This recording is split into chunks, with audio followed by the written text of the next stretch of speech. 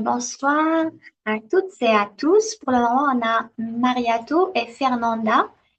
On va commencer le webinaire maintenant et les autres, les personnes qui vont se connecter, ils vont nous rattraper en cours de route. Encore une fois, bonsoir et merci d'être parmi nous aujourd'hui. Nous sommes très ravis de vous accueillir dans cette séance d'information qui est consacrée à l'école de leadership, écologie et équité. Veuillez noter que la séance est enregistrée et aussi nous vous prions de garder vos micros fermés pendant la présentation. Si vous avez des questions, n'hésitez surtout pas à les inscrire dans le clavardage et on va y répondre à la fin de la session, quand on fera la rubrique questions-réponses.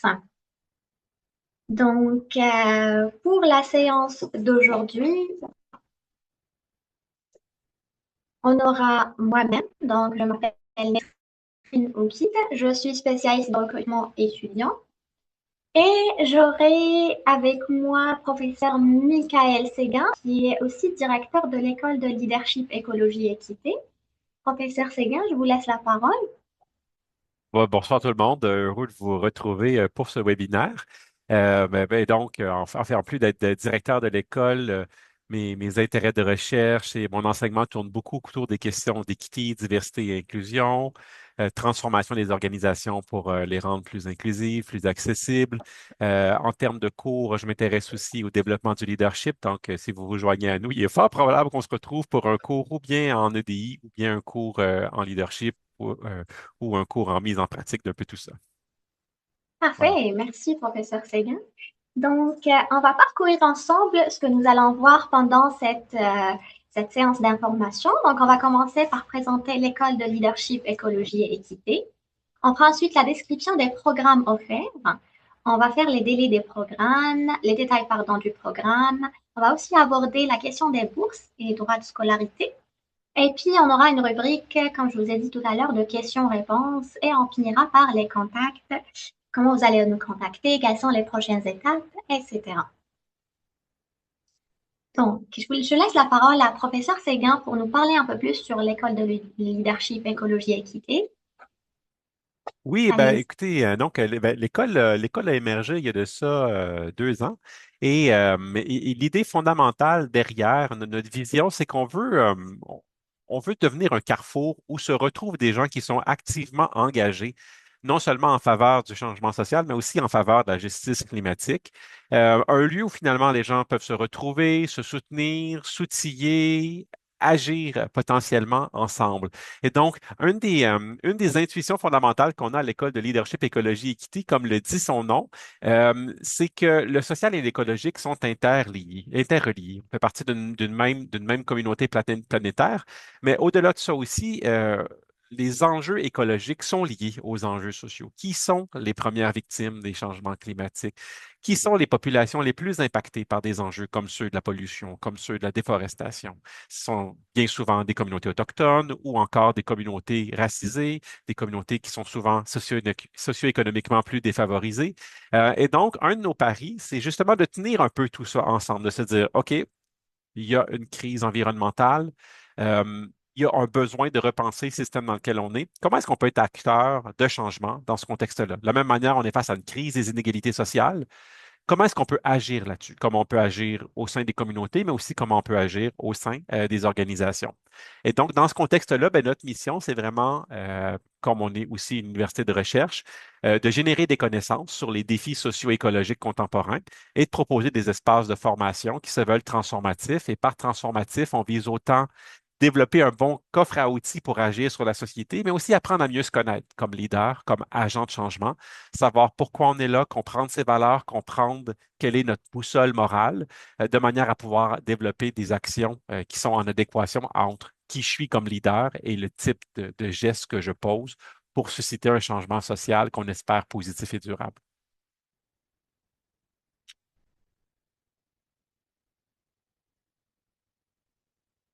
Et donc, parmi les éléments qui nous distinguent de d'autres écoles, L'école de leadership écologie équité est à la fois une école qui mise beaucoup sur l'apprentissage expérientiel et engageant.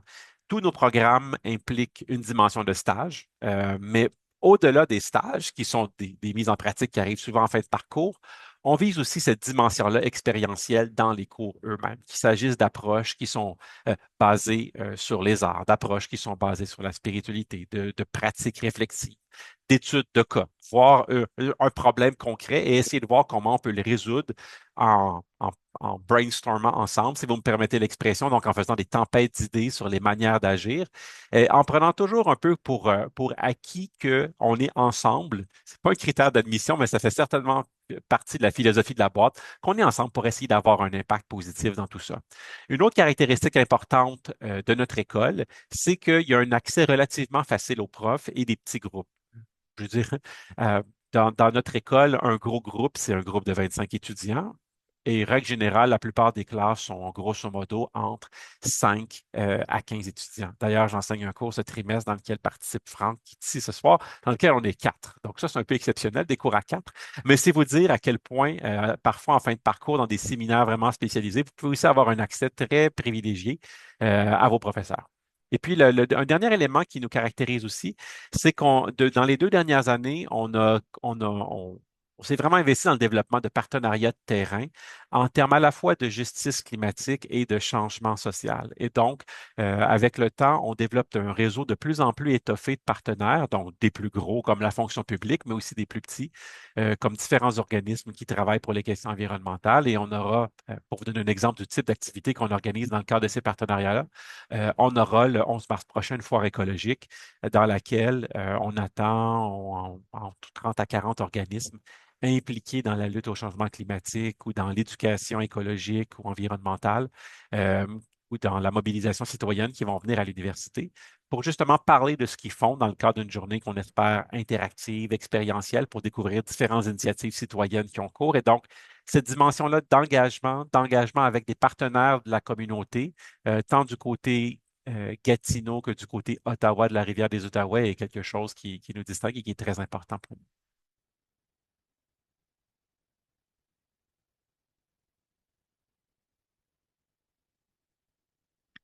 Et donc, si on regarde un peu la panoplie, la brochette complète des programmes qui s'offrent à vous, ben, pour l'instant, il y en a essentiellement 4.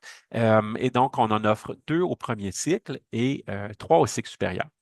Au niveau du premier cycle, notre principal programme, notre programme phare, c'est le baccalauréat spécialisé en leadership, écologie et équité, qui se veut vraiment une formation axée à la fois sur euh, la littératie écologique, comprendre l'écologie de manière intégrale dans toutes ses dimensions, mais aussi comment nous, êtres humains, on participe à cette écologie-là. Apprendre quelles sont différentes stratégies pour agir, pour développer un leadership, pour mobiliser, rassembler autour d'enjeux importants pour aller rejoindre la communauté face aux différentes urgences climatiques qu'on vit. Et aussi comment agir pour l'équité. Et donc, d'être conscient qu'on vit dans un monde, comme je le disais, qui est marqué par les inégalités sociales.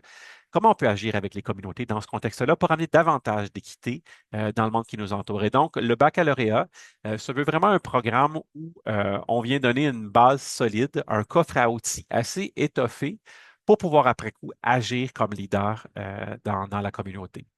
Pour ceux qui n'auraient pas nécessairement envie de s'aventurer dans un baccalauréat de 4 ans, on comprend que c'est un engagement qui est quand même important.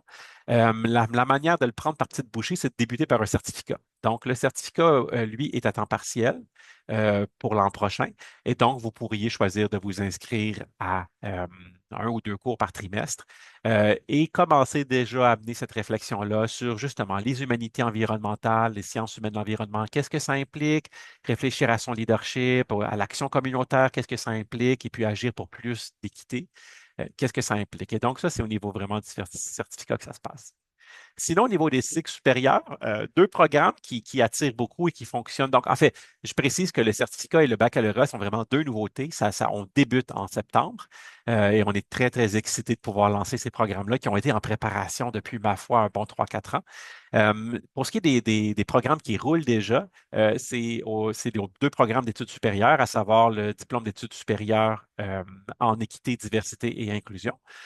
Donc, programme entièrement en ligne qui se développe que vous pouvez faire à temps plein sur 8 mois ou à temps partiel sur 5 trimestres et qui va vraiment venir vous équiper dans l'analyse et la lutte aux inégalités au sein des organisations. Et donc, c'est un programme qui a une vertu un peu plus professionnalisante que les autres, dans la mesure où c'est un programme qui vise explicitement à former des gens qui vont devenir intervenants, gestionnaires, formateurs en équité, diversité et inclusion. Euh, mais c'est un programme aussi qui peut être une voie d'accès pour ceux qui veulent commencer la maîtrise, mais qui ne voudraient pas nécessairement tout de suite s'y lancer dans la mesure où la maîtrise et le DES sont interreliés. La maîtrise en tant que telle, elle vise à consolider le leadership de gens qui sont déjà actifs dans les domaines tant de la justice écologique, l'éco-justice, que de la justice sociale, en venant finalement renforcer les capacités de leadership. C'est des programmes dans lesquels, évidemment, le programme de maîtrise, dans lequel on va évidemment développer une forme de littératie environnementale, mais on va aussi passer beaucoup de temps à réfléchir sur votre leadership, sur vos expériences passées, les bons coups, les moins bons coups que vous avez faits. Qu'est-ce qui a fonctionné? Qu'est-ce qui n'a pas fonctionné? Pourquoi est-ce que ça n'a pas fonctionné? Comme leader, on finit toujours par ne pas exactement produire ce qu'on veut, malheureusement. Et donc, ben, ce programme-là est là pour nous aider à réfléchir à comment est-ce qu'on peut avoir un leadership qui a davantage d'impact à la fois sur la question climatique, mais aussi sur la question des enjeux, des inégalités sociales. Donc, et c'est lui aussi un programme court qui se complète à temps plein en 1 an ou à temps partiel sur 8 trimestres.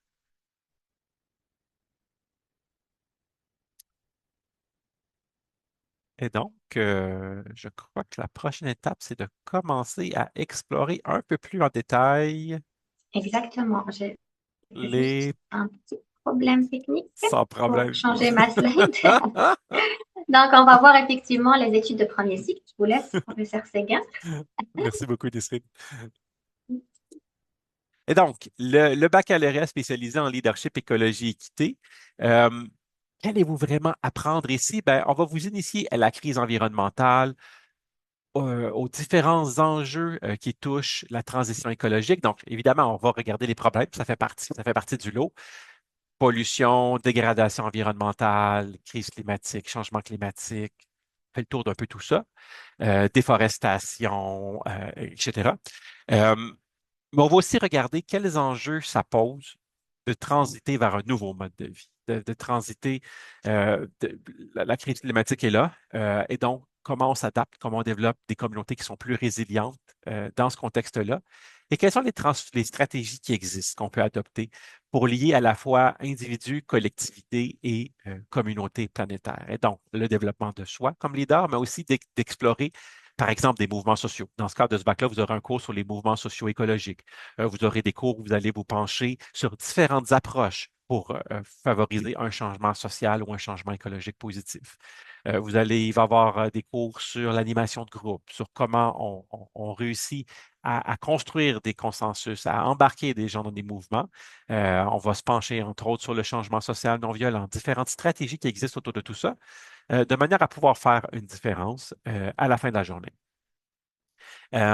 Et donc, ce programme-là, bien évidemment, vous conduit, si vous voulez bien, par la suite sur le marché du travail, mais peut aussi vous préparer à poursuivre aux études supérieures à l'Université Saint-Paul, notamment au sein du diplôme d'études supérieures en EDI ou encore de la maîtrise en leadership, écologie et équité.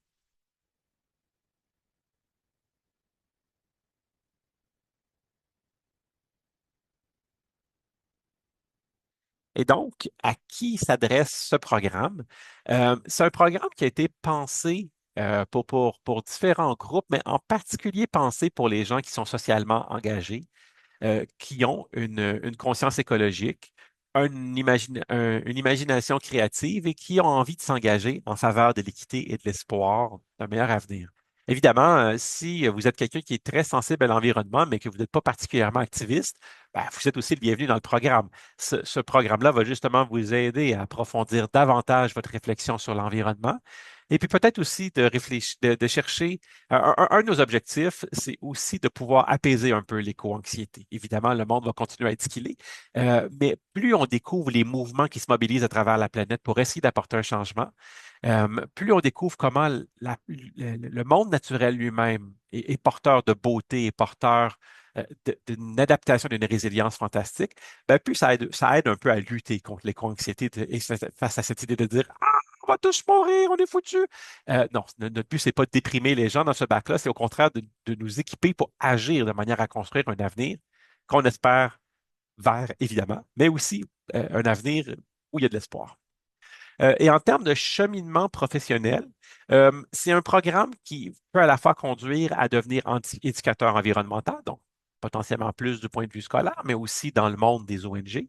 Ça peut conduire à des postes un peu plus créatifs, comme celui d'écrivain naturaliste. Ça peut conduire à devenir analyste politique, notamment au sein de la fonction publique, que ce soit provinciale ou que ce soit de la fonction publique fédérale.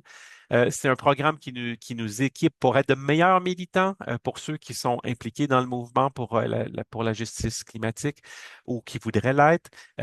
Et c'est aussi un programme qui travaille potentiellement pour le travail en organisation. On vous offre une formation qui est assez généraliste, mais qui peut être mobilisée dans certains secteurs. On va encourager, entre autres, nos étudiants à tirer le maximum profit de leur stage qui va arriver soit en deuxième ou en troisième année, dépendant des parcours, pour justement aller mettre un premier pas, un premier pied sur le marché du travail ou un deuxième pied, dépendant si vous y êtes déjà, pour explorer un peu le type de profession que vous voudriez développer à l'intérieur de ce bac-là. Et les cours optionnels peuvent aussi vous aider à vous spécialiser un peu davantage. Si vous cherchez davantage à aller du côté de l'éducation environnementale, ou si vous êtes davantage intéressé par l'analyse de politique ou par des enjeux qui recoupent ceux la responsabilité sociale des entreprises, ben, il y a des cours qui vont vous permettre de vous équiper un peu plus sur ces dimensions-là.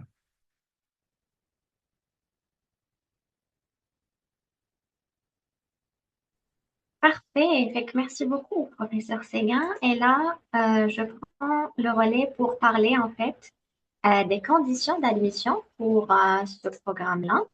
Mais avant ça, tout à l'heure, je me suis présentée, j'ai présenté professeur Séguin, mais my bad, j'ai oublié mon collègue Chris Adams, qui est dans les coulisses et qui modère aujourd'hui voilà, il vous fait un coucou, un coucou. Donc, qui modère cette séance-là. Donc, c'est lui qui va vous mettre tous les liens dont vous aurez besoin dans le clavardage. Fait que, merci, Chris. Donc, je vais enchaîner avec les conditions d'admission pour le premier cycle. Donc, si vous êtes résident de l'Ontario et vous avez un niveau secondaire, donc vous aurez besoin d'un diplôme d'études supérieures de l'Ontario qui contient 6 cours de niveau 4U, 4M ou DU, dont un cours de français ou d'anglais de niveau 4U, et une moyenne minimale d'au moins 70%, qui est un B. Si vous êtes vous avez déjà passé au niveau collégial, il faut avoir fait au moins une année d'études dans un collège d'art appliqué et de technologie de l'Ontario et être titulaire d'un DSO comprenant un cours de langue français ou anglais du collège ou du niveau 4U et il faut aussi avoir une moyenne minimale de 70%. Maintenant, si vous êtes résident du Québec, ce qu'il faut, et vous êtes, on va commencer par le niveau secondaire, donc il faut être titulaire d'un diplôme d'études supérieures, incluant un cours de français ou d'anglais du niveau de cinquième secondaire et une moyenne minimale de 82%. Maintenant, si vous avez passé au collège, il faut avoir complété au moins 12 cours de formation générale, donc excluant les cours d'éducation physique et de mise à niveau, incluant un cours de langue de français ou d'anglais et aussi une moyenne minimale de 70%. Si vous avez aussi des questions concernant ces conditions-là, vous pouvez les écrire dans le chat, dans le clavardage et on y reviendra tout à l'heure. Maintenant, on va parler des ententes d'arrimage. Donc, il faut savoir qu'à l'Université Saint-Paul, on a plus de 200 ententes d'arrimage avec les collèges et les cégeps, donc. Et on a ce qu'on appelle les 2+2 est égal 2 diplômes. Ça veut dire que si vous faites 2 ans au collège, et vous faites 2 ans à l'Université Saint-Paul, vous allez avoir 2 diplômes, ce qui est le diplôme collégial et aussi le baccalauréat. Donc, au lieu de faire un baccalauréat de 4 ans, vous allez faire un baccalauréat de 2 ans. Et je parle bien sûr si vous le faites à temps plein.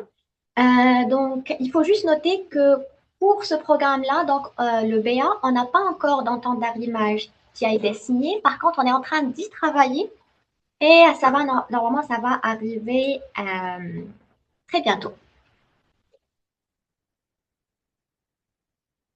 Donc, je vais laisser encore une fois la parole au professeur Séguin pour parler des études de cycle supérieur.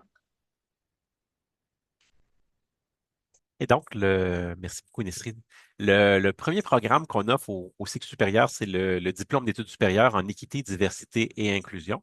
Et donc, c'est un programme court, donc de 5 cours, et qui est potentiellement possible de compléter en 2 trimestres, mais que vous pouvez aussi choisir de compléter en 5 trimestres si vous voulez le faire à temps partiel, qui vise vraiment à maîtriser les enjeux et les modèles d'intervention en équité, diversité et inclusion, tout en approfondissant la réalité de différents groupes historiquement marginalisés. Et donc, vous allez à la fois développer le coffre à outils en équité, diversité et inclusion, voir quelles sont les différentes façons, les différents outils qui existent pour rendre une organisation plus inclusive. Et vous allez aussi faire un certain nombre de cours optionnels où vous allez choisir de vous concentrer sur un groupe ou sur un autre. Par exemple, on a un cours sur la diversité des genres et des sexes, on a un cours sur le leadership et les mouvements féministes. On a un autre cours qui s'intéresse au premier peuple. Et on en a un aussi sur les questions d'accessibilité, de handicap et de validisme, de discrimination des personnes en situation de handicap. Et donc, un bloc, un tronc obligatoire de 2 cours qui vous donne une solide fondation autour des questions de DI, dont un stage, et puis des cours au choix qui vous permettent justement d'approfondir ce que vous savez sur différents groupes. Euh, une particularité intéressante de ce programme-là, c'est que si vous décidez, après l'avoir fait, de transférer, enfin pas de transférer, mais d'appliquer à la maîtrise en leadership, écologie et équité, on peut vous reconnaître jusqu'à 4 cours, ce qui est quand même c'est quand même une bonne offre dans la mesure où la maîtrise dont on va parler dans un instant, elle fait 8 cours. Donc, si vous arrivez avec la moitié des cours de fait, ben, c'est un peu le principe du 2 plus 2, mais au cycle supérieur. Vous pouvez à la fin de la journée terminer avec et un diplôme d'études supérieures en EDI dans votre CV et une maîtrise en leadership, écologie et équité dans votre CV. Donc, 2 diplômes d'études supérieures plutôt qu'un.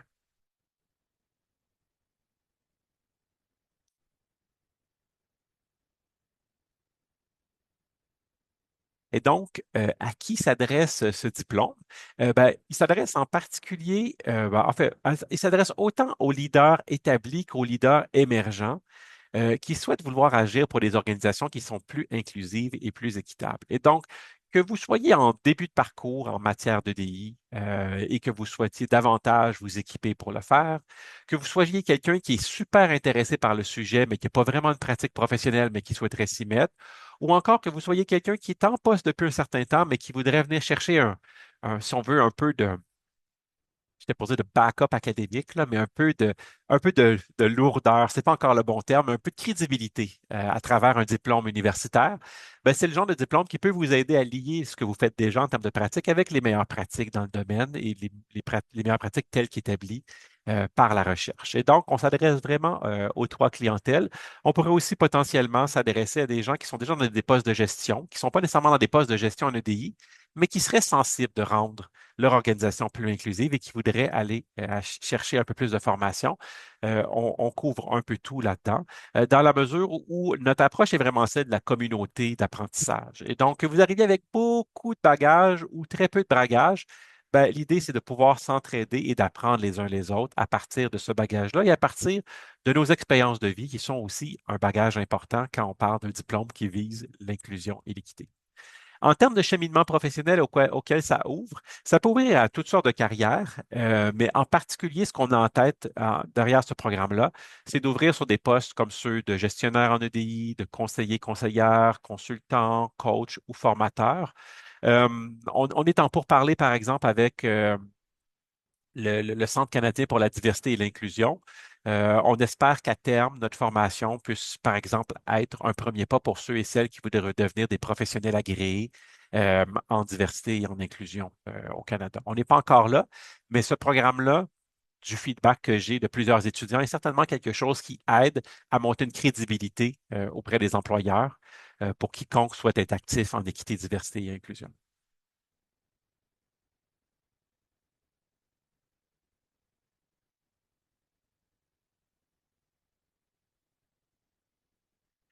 Le deuxième programme, c'est celui de la maîtrise. Et donc, le DES se fait en 8 mois, la maîtrise se fait en un an.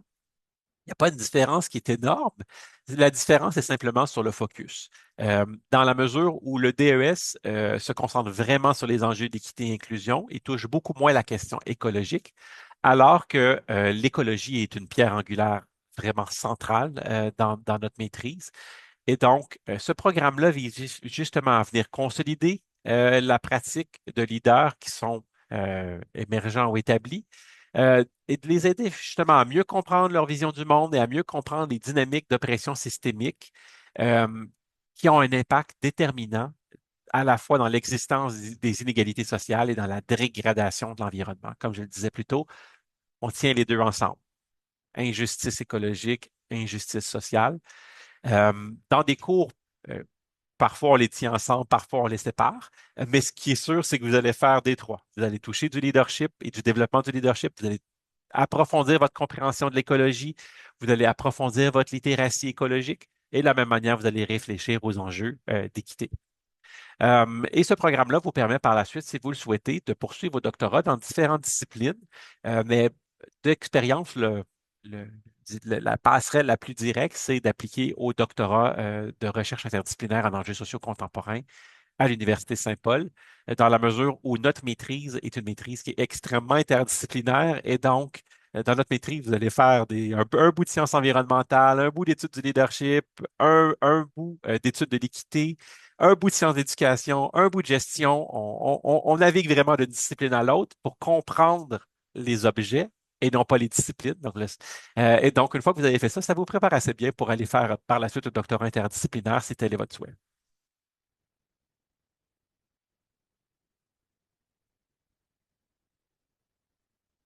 Et donc, ce programme de maîtrise, il est pour qui?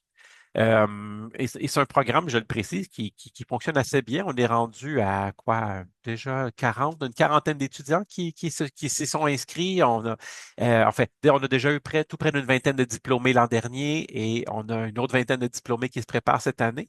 Et donc, ce programme s'intéresse, est vraiment adapté à la fois pour leaders établis qui veulent prendre une petite pause pour réfléchir ou leaders émergents qui veulent intégrer conscience écologique, équité et des dimensions stratégiques de transformation sociale.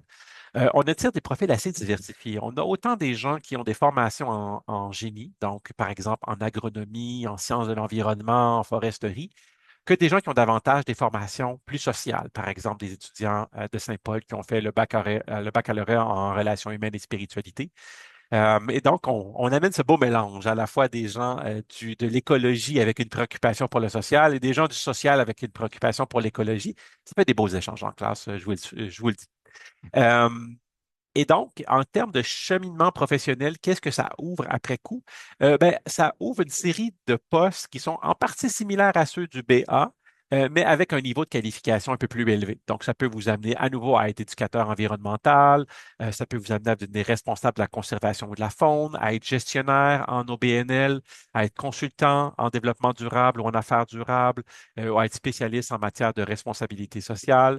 Ça peut vous préparer assez facilement pour des postes qui sont davantage de nature gestion au sein de différentes organisations. Hmm. Merci beaucoup, professeur Séguin. Donc, moi, là, on va parler des conditions d'admission. Donc, cette fois-ci, on va commencer avec le DES. Donc, qu'est-ce qu'il faut avoir pour pouvoir postuler, pour pouvoir faire une application? Il faut posséder un baccalauréat spécialisé de 4 ans ou de son équivalent dans les sciences humaines ou les sciences sociales, avec une moyenne d'au moins B qui est de 70%. Il faut fournir les documents suivants comme la lettre de motivation et aussi un CV. Une entrevue avec les membres du comité d'admission pourrait être requise et vous pouvez peut-être rencontrer un professeur Séguin. Trop jamais. En fait, si vous êtes retenu, c'est sûr qu'on va se voir en classe. Et on va passer maintenant à les conditions d'admission pour la maîtrise. Ça se ressemble un peu avec le DES. Donc, aussi, il faut posséder un baccalauréat spécialisé de 4 ans ou de son équivalent dans les sciences humaines et sociales. La moyenne, c'est 70%.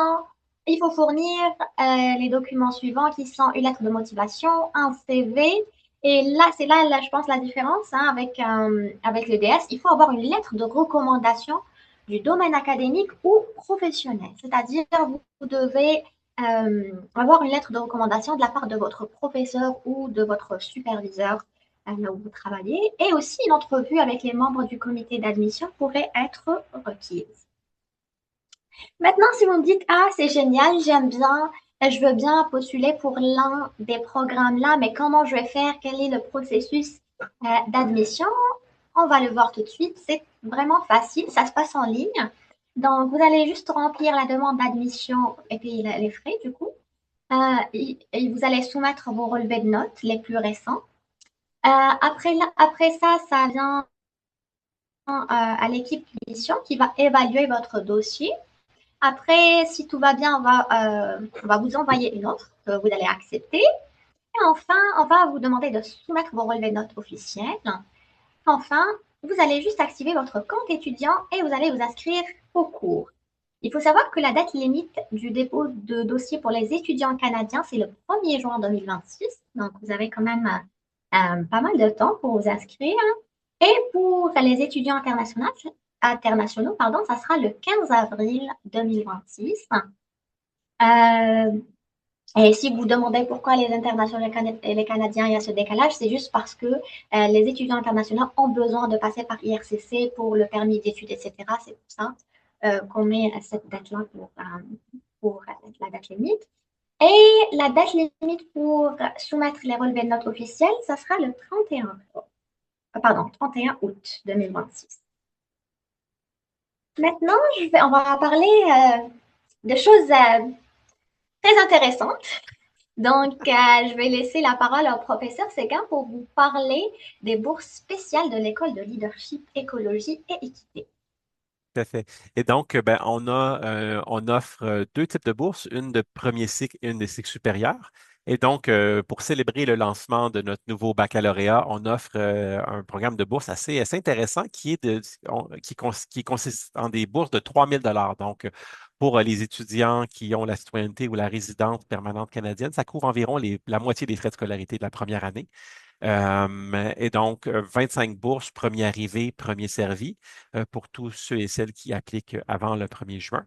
Et de la même manière, pour favoriser l'accessibilité aux études au niveau des cycles supérieurs, on offre aussi 25 bourses, cette fois-ci d'une somme un peu moins de 1 000 $, à la fois, même somme tant pour la maîtrise que pour le diplôme d'études supérieures, à nouveau pour les études à temps plein. Les bourses ne concernent que les études à temps plein et non pas les études à temps partiel.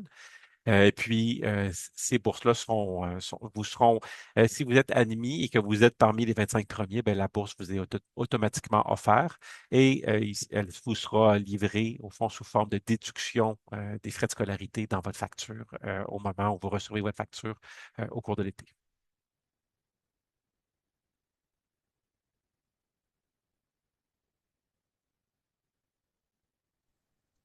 Parfait. Maintenant, on va parler des bourses disponibles pour le premier cycle, mais cette fois-ci, ça sera des bourses de l'université, donc on appelle ça des bourses d'admission. Donc, il faut savoir qu'il y a une bourse d'admission et la condition, c'est d'avoir vraiment une moyenne qui va aller de 80 jusqu'à 100%. Et on peut voir dans le tableau le montant de la bourse, il va varier selon donc votre moyenne. Donc, ça va aller de 500 $ jusqu'à 3 000 $. Vous avez aussi l'aide financière du gouvernement qui est le RAFEO.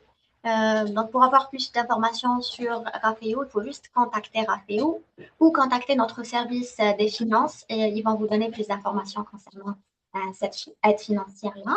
Pour les conditions de la bourse d'admission, il faut savoir que l'étudiant doit être admis et inscrit à temps complet. Donc, on ne donne pas la bourse d'admission pour les personnes qui sont inscrites à temps partiel.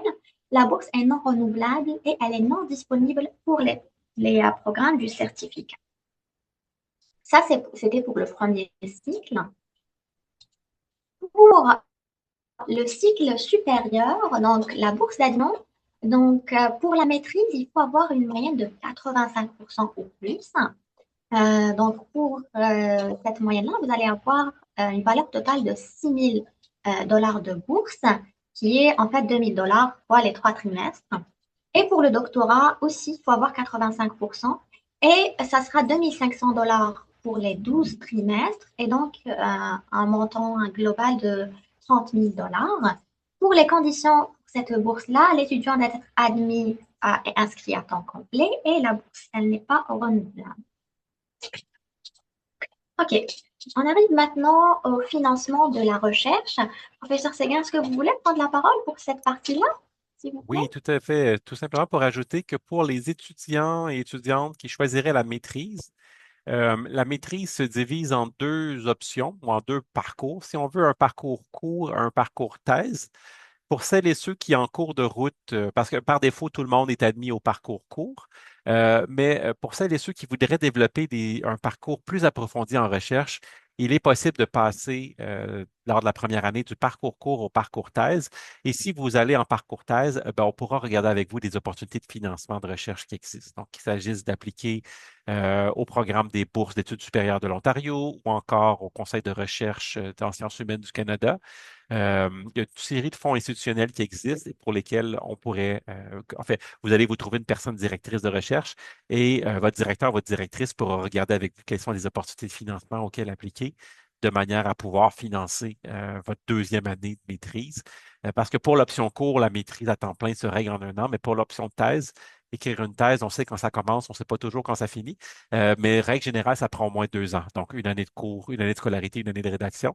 Et donc, il y aura des opportunités de financement qui pourront être explorées pour financer la deuxième année. Très bien. Merci beaucoup, professeur Séguin. Chris, s'il te plaît, est-ce que tu peux juste mettre le lien pour du coup, pour le financement de la recherche, le lien du site et aussi le contact de notre collègue. Euh, pour ma part,